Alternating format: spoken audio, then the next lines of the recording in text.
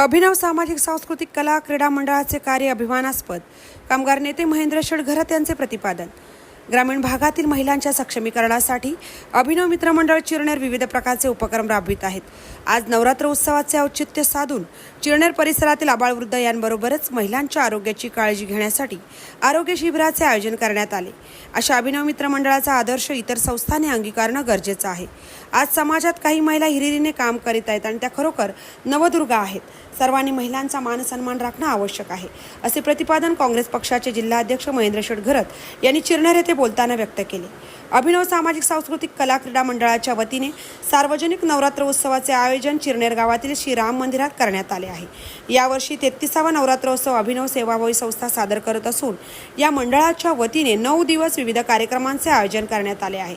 त्याचा एक भाग म्हणून रविवार दिनांक 6 ऑक्टोबर रोजी आरोग्य शिबिराचे आयोजन करण्यात आले होते. या शिबिराचे उद्घाटन काँग्रेस पक्षाचे जिल्हाध्यक्ष महेंद्र शेठ यांच्या हस्ते करण्यात आले. या शिबिरात पुरुषांबरोबर महिलांनी मोठ्या संख्येने सहभाग घेऊन 60हून अधिक जणांची रक्तदाब आणि मधुमेह तपासणी करण्यात आली.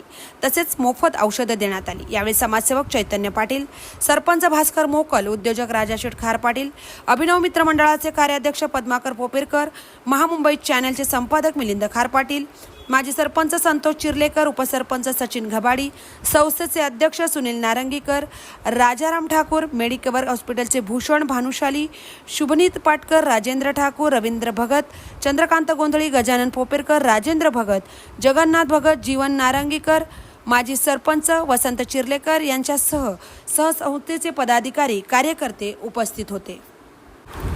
महामुंबई चॅनलसह मिलिंद खार पाटील, अनंत नारंगीकर, चिरनेर. सांस्कृतिक कला क्रीडा मंडळाच्या वतीनं एक विशेष सत्कार समारंभ आयोजित करतात. मी मंडळाच्या सर्व सभासदांना विनंती करेन, त्याप्रमाणे सरपंच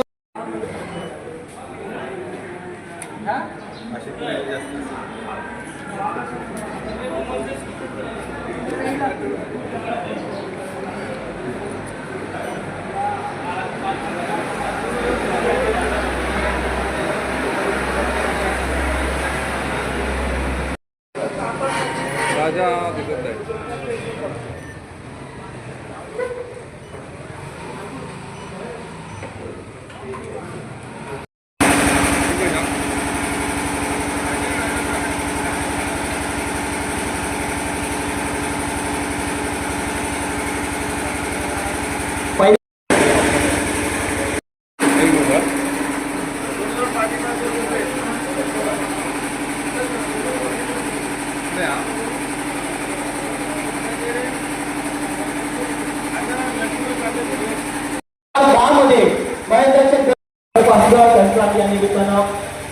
मंडळाचे अध्यक्ष सुनील नारंगीकर, मंडळाचे प्रेरणास्थान जिल्ह्याचे माजी सरपंच आणि विद्यमान सदस्य पद्माकर पोपेकर यांच्या शुभार्थ त्याचं स्वागत होतं.